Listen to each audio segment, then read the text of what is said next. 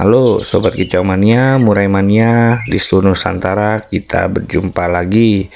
Oke, pada kesempatan kali ini saya ingin mencoba berbagi pengalaman serta berbagi informasi, dan tentunya masih seputar tentang perawatan settingan dan permasalahan yang terjadi pada murai batu. Dan terima kasih untuk teman-teman yang sudah selalu setia mendukung channel saya ini dengan selalu menyimak setiap video-video pembahasan saya. Dan saya doakan teman-teman selalu sehat, sukses, dan bahagia tanpa kekurangan suatu apapun. Amin. Oke, Sobat Murai Mania, pada video pembahasan kali ini saya ingin berbagi atau membahas tentang cara kita menentukan birahi dan emosi seekor murai, yang dimana pada saat di rumah atau hariannya sudah stabil ataupun sudah sinkron antara tingkatan birahi dan emosinya. Dan untuk teman-teman yang butuh informasinya, teman-teman bisa simak video pembahasan kali ini sampai selesai. Oke teman-teman, tanpa berlama-lama, jadi di sini saya akan mengulas bagaimana caranya kita dapat melihat ataupun menentukan nih antara birahi dan emosi si murai pada saat hariannya sudah pas atau belum. Karena menurut saya ini sangat penting sekali agar kita tahu cara mengontrol dan menstabilkannya. Contohnya misalkan tidak ada tinggi salah satunya antara birahi ataupun emosinya. Dan dengan begitu nanti kita bisa lebih yakin apabila murai yang sudah kita rawat ini kita pastikan sudah siap untuk kita bawa untuk kita coba tes ke gantangan. Tetapi yang perlu teman-teman ketahui, cara ini khusus untuk murai batu yang sudah masuk ke tahap settingan atau ranah settingan. Artinya bukan untuk seekor murai yang sedang dalam tahap kondisian seperti misalnya murainya sedang sakit atau bermasalah seperti nyilet ataupun kanibal. Jadi di sini kita harus, kalau murai seperti itu kita harus menyehatkannya dulu. Jadi di sini saya memberikan cara ini untuk seekor murai yang sudah masuk ke tahap settingan.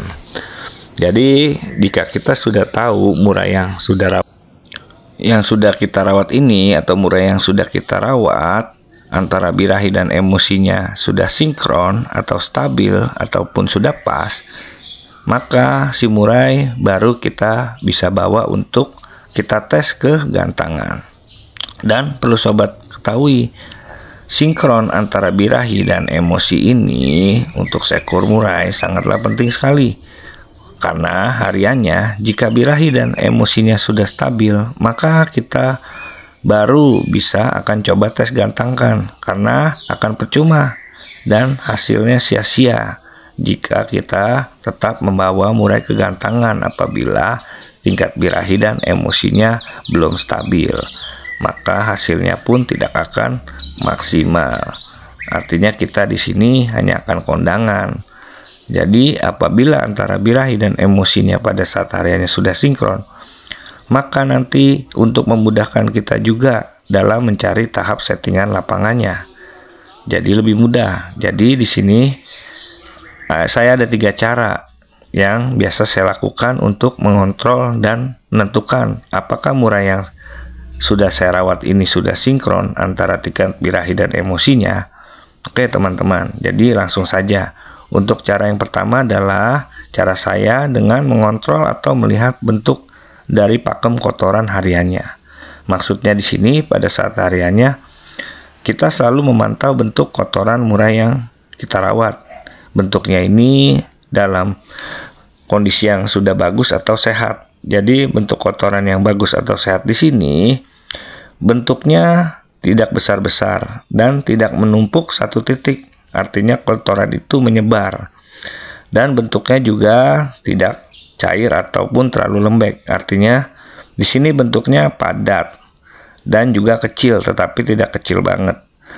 Kalau saya gambarkan mungkin untuk lebih memudahkannya, untuk ukuran dan besarnya sebesar ukuran pipet atau sedotan aqua gelas.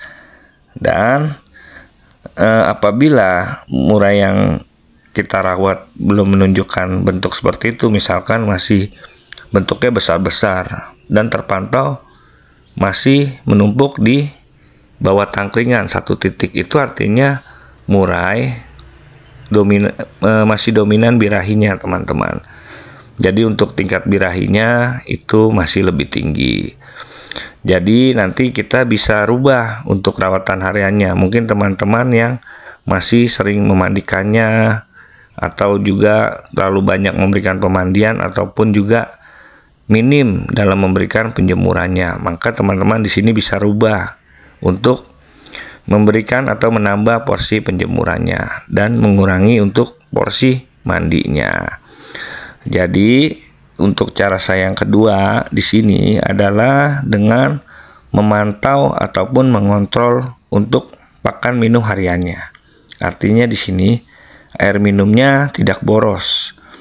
Jadi tidak boros itu maksudnya misalkan nih pagi kita sudah isi penuh nih cepuk air minumnya, tetapi tiba-tiba pas kita cek siang sudah berkurang banyak atau tinggal sedikit, dan sore pun ternyata sudah hampir habis. Nah, jika ciri-ciri seperti itu, maka murai harus dalam tahap masuk ke pengondisian dulu. Kita harus kondisikan, karena murai seperti itu adalah murai yang sedang mengalami kepanasan atau sedang meningkatnya suhu tubuh, peningkatan atau over suhu tubuh. Jadi kalau saya istilahkan di sebuah mesin, yaitu murai yang sedang mengalami overheat. Dan di sini solusinya teman-teman bisa dengan cara misalkan teman-teman yang tadinya jarang memberikan mandi dalam seminggu 2 kali atau 3 kali. Di sini teman-teman bisa memandikannya dengan cara mandi sore setiap hari dan tanpa jemur dulu. Dan untuk harian teman-teman bisa full ablak saja jika tempatnya memungkinkan, dan isolasikan dari burung masteran atau burung murai lainnya untuk agar tidak terpancing emosinya. Dan malam teman-teman baru bisa full kerodong. Dan untuk pemberian IF-nya teman-teman di sini bisa berikan jangkrik maksimal 3 pagi 3 sore. Dan teman-teman bisa tambahkan lagi untuk pemberian krotonnya seminggu 3 kali. Banyaknya 1 sendok makan. Oke, jadi itu teman-teman kalau cara yang kedua. Dan cara yang ketiga, saya dengan cara melihat gelagat harian si murai. Gelagat artinya di sini murai terpantau tidak gelisah pada saat dikerodong ataupun pada saat diablak, seperti mengejar-ngejar ketika orang sedang membawa sangkar, ataupun tidak terpantau galak pada saat kita memberi pakan atau mengganti air minumnya. Oke, jadi itu teman-teman 3 cara saya dalam melihat dan mengontrol tingkatan birahi dan emosi si murai pada saat di rumah hariannya. Jadi nanti teman-teman bisa evaluasi lagi dari penjelasan yang saya berikan ini. Oke teman-teman, sampai di sini saja video dari saya. Sampai jumpa kembali di video saya berikutnya. Salam murai mania.